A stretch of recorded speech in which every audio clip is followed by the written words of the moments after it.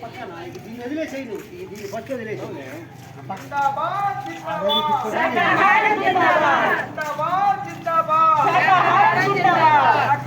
జగత్తుకి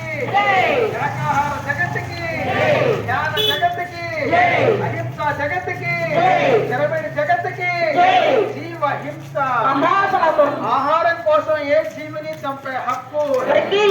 హక్కుబడుల పేరుతో ఏ జీవిని చంపే హక్కు వినోదాల పేరుతో ఏ జీవిని చంపే హక్కు ప్రేమిద్దాం